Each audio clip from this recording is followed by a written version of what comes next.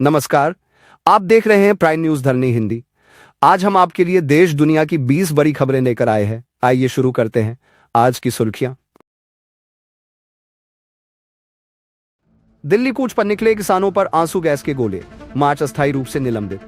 Haryana police की आंसू gas और पानी की बौछार से 8 किसान घायल हो गए, जिनमें से एक को चंडीगढ़ अस्पताल भेजा गया। किसान यूनियनों ने मार्च को फिलहाल रोककर आगे की रणनीति पर चर्चा शुरू की। सीएम पद गंवाने के बाद एकनाथ शिंदे की नजर अब महाराष्ट्र के मालामाल विभागों पर।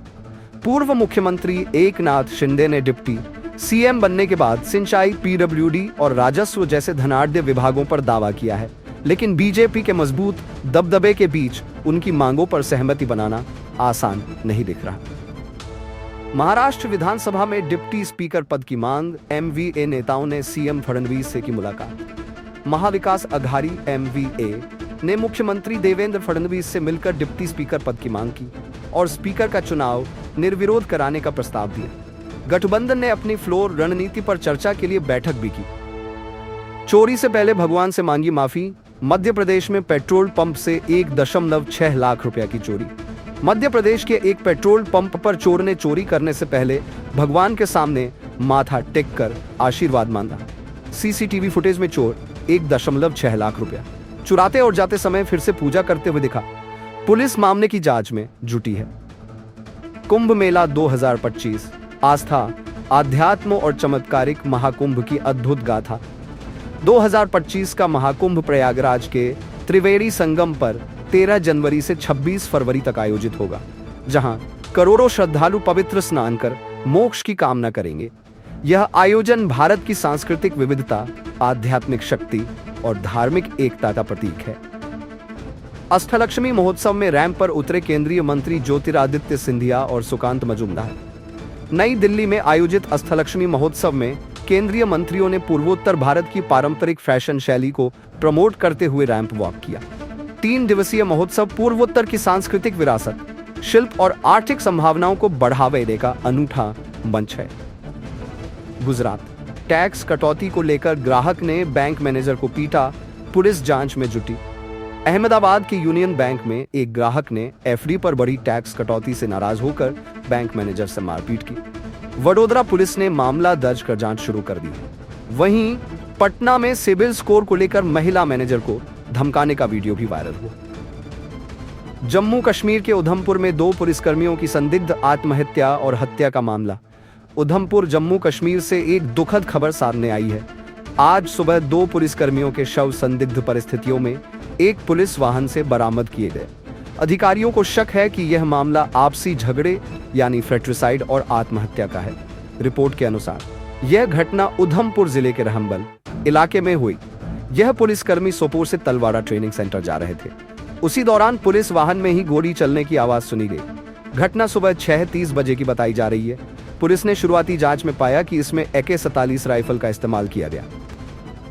गुजरात कोर्ट ने पूर्व आईपीएस अधिकारी संजीव भट्ट को 1997 कस्टोडियल टॉर्चर केस में बरी किया। गुजरात के पोरबंदर में एक अहम न्यायिक फैसले में पूर्व आईपीएस अधिकारी संजीव भट्ट को 1997 के कस्टोडियल टॉर्चर मामले में अदालत ने बरी कर दिया है। अदालत ने यह फैसला सुनाया कि अभियोजन पक्ष आरोपों को समझदारी से परे प्रमाणित करने में असमर्थ रहा। योगी आदित्यनाथ मुंबई में वर्ल्ड हिंदू इकोनॉमिक फोरम को संबोधित करेंगे। उत्तर प्रदेश के मुख्यमंत्री योगी आदित्यनाथ 13 से 15 दिसंबर तक मुंबई में आयोजित होने वाले world Hindu economic forum VF 2024 को संबोधित करेंगे। यह उनका 2019 के बाद दूसरा अवसर होगा जब वह इस महत्वपूर्ण आयोजन में भाग ले रहे हैं। भारत के लिए सुरक्षा चुनौती बन सकता है बांग्लादेश में रोहिंग्याओं को आतंकवाद की ट्रेनिंग। एक नई रिपोर्ट के मुताबिक बांग्लादेश में रोहिंग्या शरणार्थियों को अब आतंकवादी प्रशिक्षण दिया जा रहा है।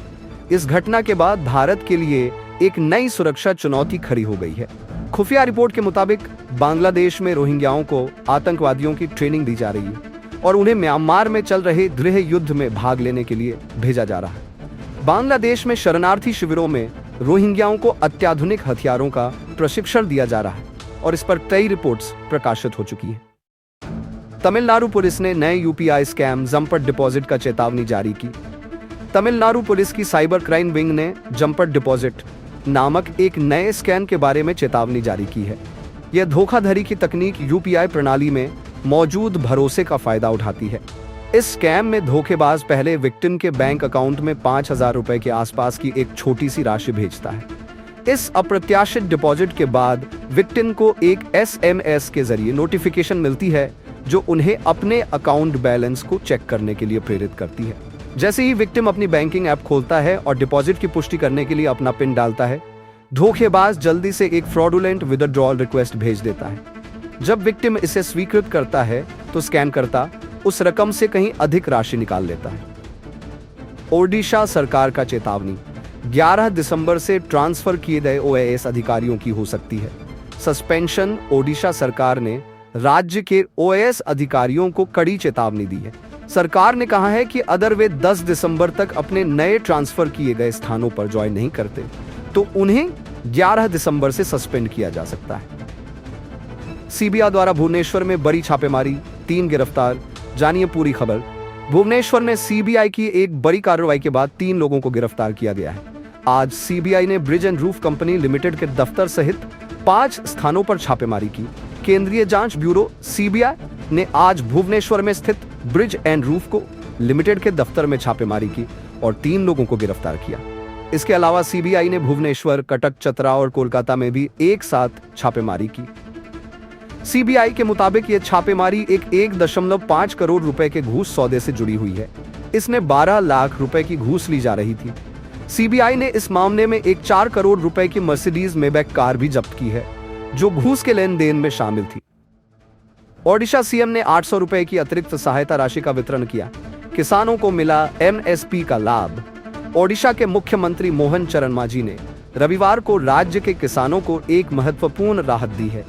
मुख्यमंत्री ने धान किसानों के लिए 800 रुपए प्रति क्विंटल की अतिरिक्त सहायता राशि का वितरण शुरू किया, जो अब एमएसपी के 2,300 रुपए प्रति क्विंटल के अलावा मिलेगी। ओडिशा के संबलपुर में पुलिस मुठभेड़, कुख्यात अपराधी गिरफ्तार। ओडिशा के संबलपुर जिले में पुलिस ने एक कुख्यात अपराधी को गिरफ्तार किया है। शनिवार रात संबलपुर पुलिस और आरोपी अपराधी संजीव कराली के बीच मुठभेड़ हुई, जिसमें कराली को गोली लगी। मुठभेड़ संबलपुर जिले के रेंगाली क्षेत्र स्थित रामपेला चौक के पास हुई। पुलिस ने जानकारी मिलने पर संजीव कराली को पकड़ने का प्रयास किया, लेकिन कराली ने पुलिस पर गोली चला दी। जवाबी कार्रवाई में पुलिस ने उसे उसकी दाहिनी टांग में गोली मारी, जिससे वह घायल हो गया। ओडिशा सरकार की उदासीनता के कारण गांव वालों ने खुद ही बनाई सड़क। ओडिशा के नवरंगपुर जिले के कुसुमखुटा गांव के निवासियों ने खुद ही सड़क बनाने का एक अद्वितीय उदाहरण पेश किया है। ये गांव वाले कई सालों से सड़क निर्माण की मांग कर रहे थे, लेकिन जब सरकार की ओर से कोई मदद नहीं मिली तो उन्होंने खुद ही 4 किलोमीटर लंबी सड़क बनाई। मलकानगिरी हादसा। सीएम मोहन चरण मांझी ने मृतकों के परिवारों को 2 लाख रुपए का मुआवजा देने की घोषणा की। ओडिशा के मलकानगिरी जिले में शनिवार रात एक दर्दनाक सड़क हादसा हुआ, जिसमें 3 लोगों की जान चली गई।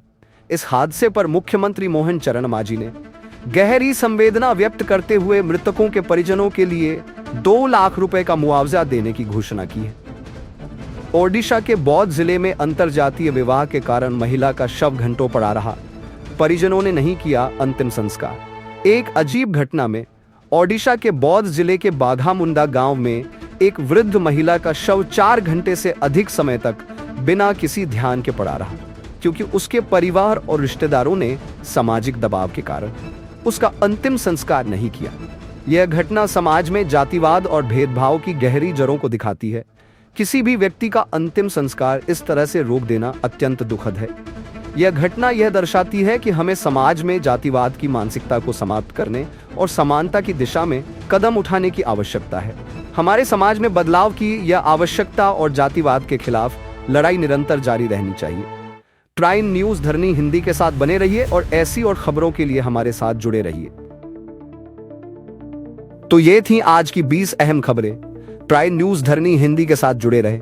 नई खबरों के साथ हम फिर लौटेंगे, तब तक के लिए नमस्कार।